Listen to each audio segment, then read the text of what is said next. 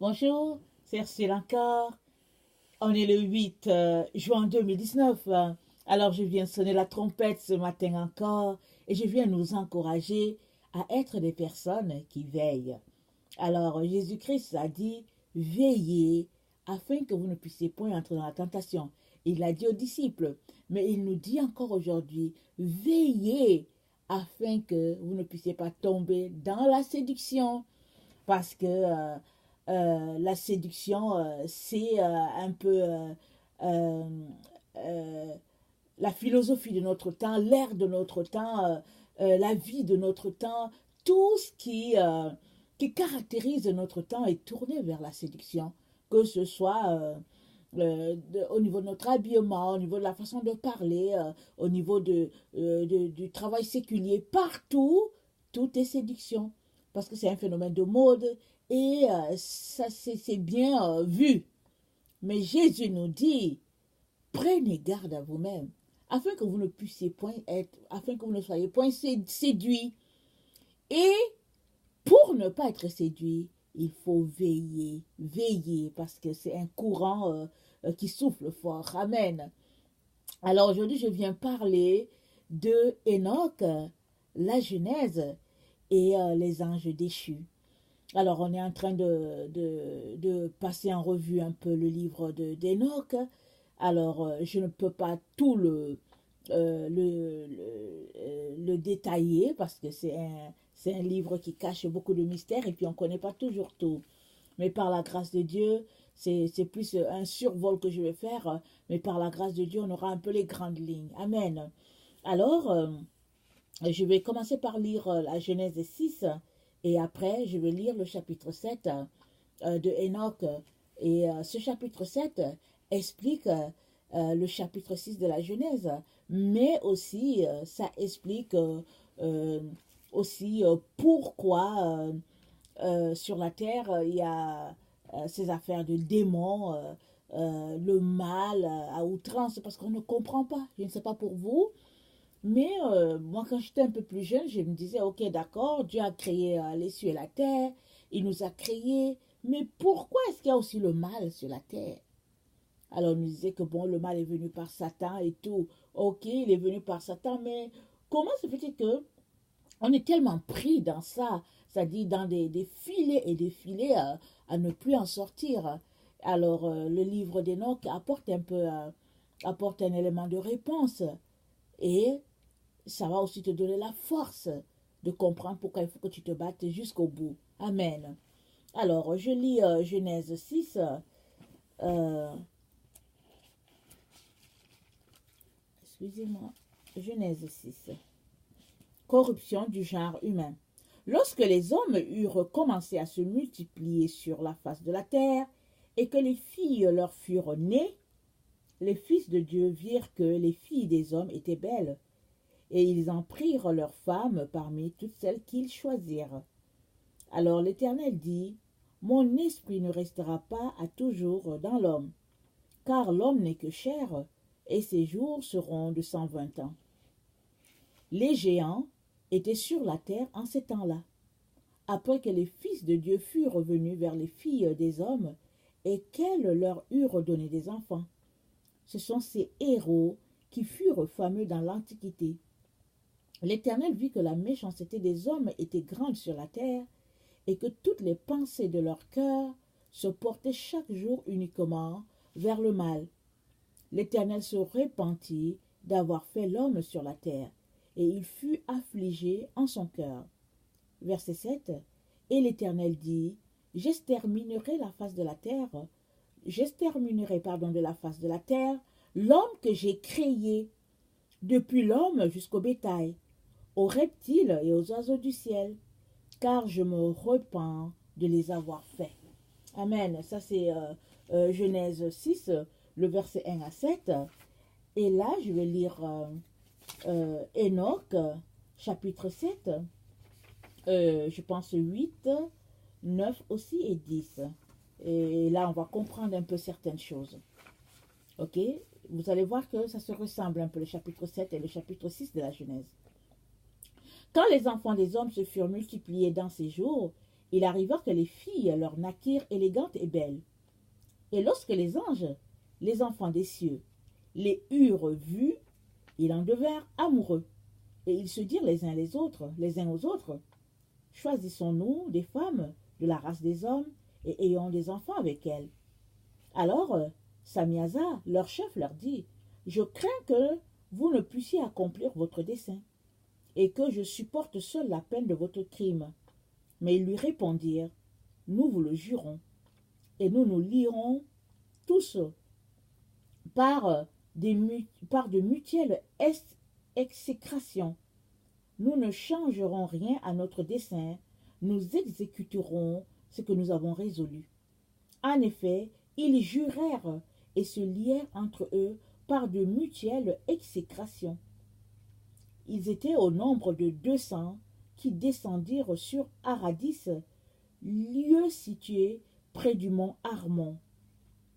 Cette montagne avait été appelée Armon parce que c'est là qu'ils avaient juré et s'étaient liés par des mutuelles exécrations. Voici le nom de leur chef, Samiasa, leur chef, Urakabaramel, Akibel, Tamiel, Ramuel, Danel, Askel, Sarakmial, Azaël, Armer, Batral, Anan, Zavebe, Samzavil, Ertaël, Turel, Yomiaël, Araël. Tels furent les chefs de ces 200 anges, et le reste étaient tous avec eux. Et ils se choisirent chacun une femme, et ils s'en approchèrent, et ils cohabitèrent avec elles, et ils leur enseignèrent la sorcellerie, les enchantements et les propriétés des racines et des arbres. Et ces femmes conçurent, et elles enfantèrent des géants, dont la taille avait 300 coudées. Et ça, c'est à peu près entre 5 et 6 mètres de notre mesure. Ils dévoraient tout ce que le travail des hommes pouvait produire, et il devint impossible de les nourrir. Alors, ils se tournèrent contre les hommes eux-mêmes afin de les dévorer. Et ils commencèrent à se jeter sur les oiseaux, les bêtes, les reptiles, les poissons, pour se rassasier de leur chair et se désaltérer de leur sang. Et alors la terre réprouva les méchants. Chapitre 8. Azaziel enseigna encore aux hommes à faire des épées, des couteaux, des boucliers, des cuirasses et des miroirs. Il leur apprit la fabrication des bracelets et des ornements, l'usage de la peinture, l'art de se peindre les sourcils, d'employer les pierres précieuses et toute espèce de teinture, de sorte que le monde fut corrompu. L'impiété s'accrut, la fornication se multiplia. Les créatures transgressèrent et corrompirent toute leur voie. Armazarak enseigna tous les sortilèges, tous les enchantements et les propriétés des racines. Armer enseigna l'art de résoudre les sortilèges. Barkayal enseigna l'art d'observer les étoiles. Akibel enseigna les signes. Tamiel enseigna l'astronomie. Et Azaradel enseigna les mouvements de la lune. Et les hommes sur le point de périr élevèrent leur voix, et leur voix montèrent jusqu'au ciel. Chapitre 9. Alors Michaël et Gabriel, Raphaël, Sural et Uriel abaissèrent des cieux leurs regards sur la terre, et virent les flots de sang qui la rougissaient. Michaël, Gabriel, Raphaël, etc. Là, c'est les anges qui sont dans les cieux, les anges qui sont restés fidèles à Dieu. Ils le sont encore jusqu'à aujourd'hui. Alors, et les iniquités qu'ils commettaient. Attends, je vais reprendre. Alors, Michaël, Gabriel, Raphaël, Suraël et Uriel abaissèrent des cieux leurs regards sur la terre et virent les flots de sang qui la rougissaient et les iniquités qui s'y commettaient. Et ils se dirent les uns aux autres, c'est le bruit de leurs cris. La terre privée de ses enfants a élevé sa voix jusqu'aux portes du ciel. Et c'est à vous, ô essences célestes, c'est à vous que les âmes adressent leurs plaintes en disant « Obtenez-nous justice du Très-Haut ». Alors ils dirent à leur Seigneur et Maître, « Tu es le Seigneur des seigneurs, le Dieu des dieux, le Roi des rois. Le trône de ta gloire s'élève de toute éternité. Et de toute éternité, ton nom est sanctifié et glorifié. Tu es béni et glorifié à jamais. Tu es le Créateur, le Maître souverain de toutes choses. Rien n'est caché à ton regard perçant. Tu domines sur tout, et rien ne peut se soustraire à ton autorité. Tu as vu ce que Azaziel a fait, comment il a enseigné aux hommes toute espèce d'iniquité, et comment il a révélé au monde tout ce qui se passe dans les cieux. Samiaza aussi a enseigné aux hommes la sorcellerie. Lui que tu avais placé au-dessus de tous les compagnons, ils se sont alliés aux filles des hommes, ils ont péché avec elles et se sont souillés. Ils leur ont découvert les crimes les plus abominables, et les femmes ont enfanté des géants. Et toute la terre a été remplie de sang et d'iniquité. Et voici maintenant que les âmes de ceux qui sont morts élèvent la voix vers toi, et font monter leurs plaintes jusqu'aux portes du ciel. Leurs gémissements montent vers toi. Les hommes ne peuvent se soustraire à l'iniquité qui couvre la face de la terre. Or, tu connais toutes ces choses. Or, tu connais toutes choses, avant même qu'elles existent. Tu connais toutes choses. Tu sais tout ce qui se passe. Et cependant, tu ne nous dis rien. Pour tant de crimes, que devons-nous faire aux méchants? Alors, chapitre 10, le Très-Haut, le Grand et le Saint fit entendre sa voix. Et il envoya Arzaïa l'Aliour au fils de Lamech, disant, parle-lui en mon nom, mais cache-toi à ses yeux. Le fils de Lamech, c'est Enoch, bien sûr. Cache-toi à ses yeux. Puis, dévoile-lui le grand cataclysme qui doit venir, qui doit faire périr tous les hommes. Car les eaux du déluge se répandront sur la face de la terre, et toute créature sera détruite. Mais enseigne-lui les moyens d'échapper. Dis-lui comment sa race se perpétuera sur toute la terre. Puis le Seigneur dit à Raphaël, prends Azaziel, lie-le les pieds et les mains, jette-le dans les ténèbres et abandonne-le dans le désert de Doudaël. Fais pleuvoir sur lui des pierres lourdes et pointues. Enveloppe-le de ténèbres, qu'il reste à jamais, que sa face soit couverte d'un voile épais et qu'il ne voie jamais la lumière.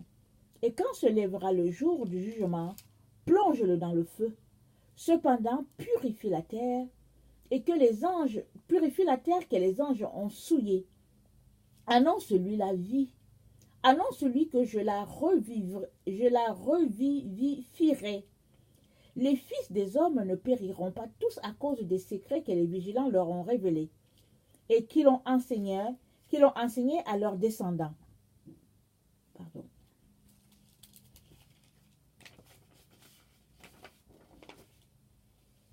Mais la terre a été souillée par les enseignements impurs d'Azaziel. Aussi est-ce lui qui doit être responsable de tous les crimes. Le Seigneur dit ensuite à Gabriel, « Va vers les méchants, vers les réprouvés, vers les enfants de fornication. Extermine ces enfants de fornication, ces rejetons des vigilants, du milieu des hommes. Pousse-les, excite-les les uns contre les autres, qu'ils périssent de leurs propres mains, car leurs jours ne seront pas complets. Ils te supplieront, mais leur prière n'obtiendra rien pour eux. Et c'est en vain qu'ils espéreront que leur enfant, c'est en vain qu'ils espéreront pour leur enfant la vie éternelle, et même une vie de 500 années. Le Seigneur dit ensuite à Michaël, va et annonce le châtiment qui attend Samiaza et tous ceux qui ont participé à ces crimes, qui se sont unis à des femmes, qui se sont souillés par toutes sortes d'impuretés. Et quand leurs fils seront exterminés, quand ils auront vu la ruine de ce qu'ils ont de plus cher au monde, enchaîne-les sous la terre, pour 70 générations, jusqu'au jour du jugement et de la consommation universelle. Et l'effet de ce jugement sera pour eux éternel. Alors, ils seront jetés dans les profondeurs d'un feu qui les tourmentera sans cesse, et ils y resteront toute l'éternité. Avec eux, leur chef brûlera dans les flammes. Et tous, ils y seront enchaînés jusqu'à la consommation d'un grand nombre de générations. Extermine en même temps toutes les âmes adonnées à de coupables jeux. Vous voyez, les coupables jeux, les jeux vidéo, les jeux bizarres. Voilà, Dieu appelle ça les coupables jeux. Extermine les rejetons des vigilants. Assez et trop longtemps, ils ont tyrannisé le genre humain. Que les oppresseurs soient enlevés de la face de la terre, que le mal soit anéanti, mais que la plante de la justice et de l'équité refleurisse et devienne un gage de bénédiction. Car la justice et l'équité doivent refleurir avec la joie pour les temps sans fin. Et alors, tous les saints adresseront au ciel leur action de grâce et vivront jusqu'à ce qu'ils aient engendré 1000 enfants, tandis que les jours de leur jeunesse et leur sabbat s'écouleront dans la joie et la paix. À cette époque, toute la terre sera cultivée dans la justice. Elle se remplira d'arbres et de bénédictions, des arbres délicieux y seront plantés. La vigne y croîtra en abondance et produira du fruit à satiété. Toutes les semences qui seront confiées à la terre rapporteront 1000 mesures pour une, et une mesure d'olive fournira à 10 pressés d'huile. Délivre la terre de toute tyrannie, de toute injustice, de tout crime, de toute impiété, de tout ce qui peut souiller, que le mal en soit banni à jamais. Alors les enfants des hommes vivront dans la justice, et toutes les nations me rendront les honneurs qui me sont dus, toutes me béniront, toutes m'adoreront. La terre sera délivrée de toute corruption, de tout crime, de tout châtiment, de toute souffrance. Elle n'aura plus à craindre de moi un déluge exterminateur. Dans ces jours, j'ouvrirai les trésors de la bénédiction que recèle le ciel, et je les répandrai sur la terre, et ils féconderont les œuvres et le travail des hommes. La paix et la justice feront alliance avec les hommes, et ces unions sacrées durera autant que le monde et que les générations. Avant l'accomplissement de toutes ces choses, Enoch fut enlevé de la terre, et personne ne sut où il avait été enlevé ni ce qu'il était devenu. Enoch, et le Seigneur me dit, Enoch, scribe de justice. Bon, voilà, je vais m'arrêter là. Alors, voilà un peu ce qui s'est passé avec la suite de Genèse 6. Dont Enoch de 7, on a lu Enoch de 7 jusqu'à 10, jusqu'à 11. Et ça explique un peu, en tout cas, ce que les anges ont apporté sur la terre. Ils ont appris la sorcellerie, les anges déchus, je veux dire. Ils ont apporté la sorcellerie, l'art de se peindre les lèvres, le visage, ce que les femmes appellent aujourd'hui maquillage, l'art de faire des bijoux, et toutes ces choses-là, ils ont appris ça aux hommes.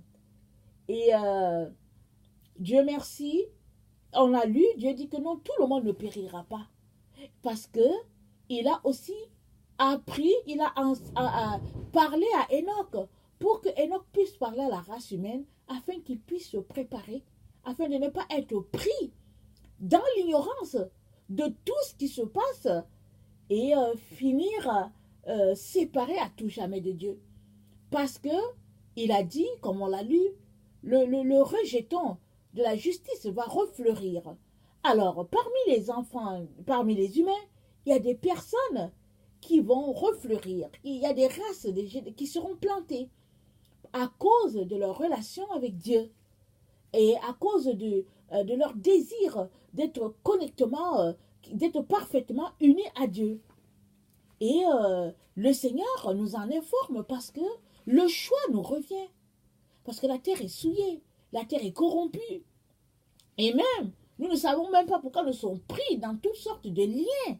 Souvent, tu nais dans une famille qui pratique l'exotérisme. Et tu es là-dedans, tu ne sais même pas pourquoi tu es pris dedans, mais tu es là-dedans. Et ce n'est que quand la lumière te vient, que tu te rends compte que, oh, ici, là, Dieu n'aime pas ça, et il faut que tu sortes de là. Et là, tu commences à être combattu par tout le monde, parce que tu ne veux pas faire les mêmes péchés que les générations passées. Mais tu deviens combattu par tout le monde. Mais si tu persévères, Dieu va t'aider à sortir de là, afin d'être uni parfaitement à Christ. Voilà un peu ce qui se passe. Et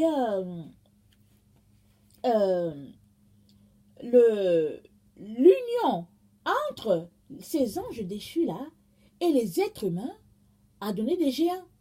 Et ces géants, Dieu a dit, ils ne vivront pas éternellement, ils ne verront pas le ciel. Et Dieu a dit que s'ils vivent 500 ans, c'est trop. Pour eux, Dieu a dit s'ils vivent 500 ans, c'est trop. Et pour la race humaine, Dieu a dit 120 ans. Si vous vous rappelez, on a lu dans Genèse 6, je pense le verset 7. Dieu a dit, Dieu était fâché contre la race humaine, contre les humains. Et il a dit, ok, leur race, ils vont vivre juste 120. Et donc l'être humain est pris dans cet engrenage-là de combat perpétuel entre les forces du mal et les forces du bien.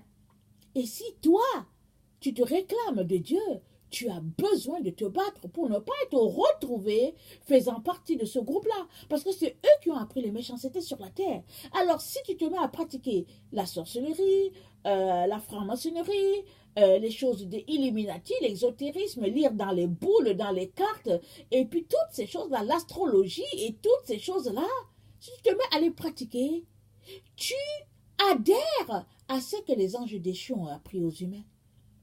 Tu décides sciemment que tu fais partie de leur groupe. Et tu seras séparé de Dieu. Dans Lévitique 19, le verset 19, Dieu a donné comme consigne à Israël, il a dit quelque chose qui est très important pour nous jusqu'aujourd'hui, pour tout le monde, pour la race, pour toute race. Il a dit, vous observerez mes lois. Tu n'accoupleras point des bestiaux de des espèces différentes. Tu n'ensemenceras point ton champ de deux espèces de semences. Et tu ne porteras pas un vêtement tissé de deux espèces de fils. Mais quand on regarde bien notre vie, on sait bien que les industries, par exemple, le tissu et de mode, souvent tu vas voir lin, tissu fait de lin et de coton. Or, Dieu dit de ne pas allier ça. Et aujourd'hui, les produits modifiés génétiquement, on ne sait pas, est-ce qu'ils font le croisement entre les pommes de terre et les navets, on ne sait pas. Souvent, quand tu manges la pomme de terre, tu te demandes, est-ce que c'est de la pomme de terre, est-ce que c'est du navet? Et puis souvent, je ne sais pas si vous avez expérimenté, les tomates, souvent la tomate, quand elle est moisie, elle est là sur le comptoir, elle est moisie, il y aura une odeur de poisson qui va sortir de là. Alors, ça veut dire qu'ils ont mis un gène de poisson dans la tomate. Parce que nous savons que le poisson, tant qu'il est dans l'eau, alors il a la vie. Mais une fois que le poisson sort de l'eau, alors il meurt. Alors, est-ce qu'ils ont placé un gène de poisson dans la tomate? De telle sorte que chaque fois qu'on arrose la tomate dans les centres commerciaux ou bien peu importe, et que la tomate garde sa fraîcheur. Parce que la tomate, elle peut rester longtemps, mais toujours est-il que quand elle pourrit, elle a une odeur de poisson. Alors, il y a toutes sortes de choses. Ça a été pollué jusqu'à aujourd'hui. L'être humain continue d'exceller dedans et il appelle ça la science. Mais Dieu appelle ça de l'abomination. C'est aller contre les principes de Dieu. Et Dieu nous met en garde. Et il nous dit, ne faites pas comme eux. Parce que vous allez périr comme eux. Alors, souvent quand on ne comprend pas, on est pris, on se dit, mais au fait, on est pris dans des choses, on ne comprend pas. Donc c'est bon de connaître toujours ses origines. De savoir qu'est-ce qui s'est passé et comment prendre les mesures pour s'en sortir. C'est pourquoi Dieu a trouvé ça tellement important qu'il a informé Enoch, lui demandant d'informer la race humaine. Et qu'est-ce que Satan a fait? Il s'est organisé encore pour que le livre d'Enoch soit caché. De telle sorte que l'être humain est perdu. Et nous savons que quand tu es ignorant de quelque chose, bon, tu es ignorant. Et tu es là, tu croupis sous le poids de plusieurs choses et tu ne sais même pas pourquoi. Alors, savoir la raison pourquoi l'humanité est prise dans cet engrenage-là est très très important parce que ça t'aidera toi à réclamer la sagesse. Parce qu'on l'a déjà vu, la sagesse, Proverbe 8, se tient à la croisée des chemins. Elle se tient en arrière des portes. C'est-à-dire la croisée des chemins, quand tu te mets à te poser des questions, la sagesse, elle vient. Elle t'envoie des bouts de... Elle t'envoie des flashs. Maintenant, c'est à toi de venir devant Dieu pour que Dieu te dise si c'est lui qui est en train de te parler ou pas. Parce que la sagesse, elle est donnée à tous ceux-là qui se posent des questions, qui veulent en savoir plus afin de marcher dans la droiture. Et dans ce temps, nous sommes appelés à marcher de façon droite. De ne pas nous écarter, ni à gauche, ni à droite. Et la façon droite, c'est de marcher selon les principes divins. Et il y a une information que j'aimerais que tu saches à propos de ces anges-là, déchus, qui ont eu des enfants avec les femmes. Leur rejetons, comme Dieu a dit qu'ils ne vont pas arriver éternellement et qu'ils ne verront pas sa face, alors ils ont, comment on appelle ça, ils ont pollué la race humaine, vraiment avec toutes sortes de croisements dans les animaux et tout, parce que la terre a été polluée. Et puis Dieu l'a détruite une fois. Et Noé a été sauvé. Et Noé, je pense que c'est le petit-fils d'Enoch. Alors, donc lui, il a été sauvé avec, ils étaient avec cette personne, sa femme et puis ses fils et puis les brus, afin de perpétuer la race humaine, la pure race humaine. Maintenant, on peut se demander, mais comment se fait-il que Noé a été sauvé?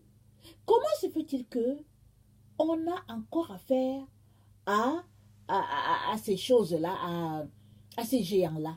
Parce que la Bible nous informe, dans Joël, je pense Joël 2 ou Joël 3, qu'ils reviennent. Qu'est-ce que Jésus a dit? Il a dit, il en sera comme du temps de Noé.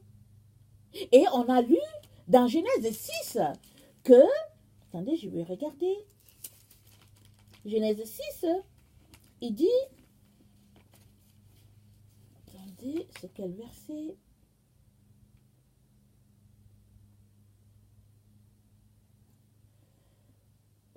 Ok, je vais commencer à lire au verset 4, je pense. Les géants étaient sur la terre en ces temps-là, après que les fils des dieux furent venus vers les filles des hommes. Je lis Genèse 6, le verset 4. Et qu'elles leur eurent donné des enfants. Ce sont les héros qui furent fameux dans l'Antiquité. L'Éternel vit que la méchanceté des hommes était grande sur la terre et que toutes les pensées de leur cœur se portaient chaque jour uniquement vers le mal. L'Éternel se repentit d'avoir fait l'homme sur la terre et il fut affligé en son cœur. L'Éternel dit, j'exterminerai de la face de la terre l'homme que j'ai créé, depuis l'homme jusqu'au bétail, aux reptiles, aux oiseaux du ciel, car je me repens de les avoir faits. Mais Noé trouva grâce aux yeux de l'Éternel. Et après, on nous décrit la postérité de Noé. Donc, comment se fait-il? Noé a trouvé grâce. Sa race a été sauvée, donc ça devait être une race pure. Puisqu'on descend de Noé finalement. On est venu de Noé, tout le reste a été exterminé. Comment se fait-il que le Seigneur nous dit qu'en ces temps où nous nous trouvons, il y aura encore des géants? Parce qu'il a dit, il en sera comme du temps de Noé. Je ne sais pas si c'est dans Matthieu 24, on va le voir dans la prochaine vidéo. Il dit, il en sera comme du temps de Noé. Les hommes mangeaient, buvaient, mariaient et mariaient leurs enfants jusqu'au jour où Noé entra dans l'arche. Ils ne se doutèrent de rien jusqu'au jour où Noé entra dans l'arche. Alors, il en sera comme du temps de Noé. Au temps de Noé, qu'est-ce que les gens faisaient? La méchanceté était accrue. Et puis, les géants étaient sur la terre. Ils étaient là. Et Jésus nous dit, il en sera comme ça. Et nous sommes déjà dans ce temps-là. Et puis, ça va aller en crescendo. Ça va aller en s'intensifiant. Et Dieu nous demande de nous préparer. Il nous aime tellement qu'il nous demande de nous préparer. Il nous a mis en garde. Alors, il est important, mes chers frères et chères sœurs, que nous ne perdions pas notre temps aux futilités de ce monde. à courir après l'or, l'argent et puis après un certain standing. Non, tout cela va périr.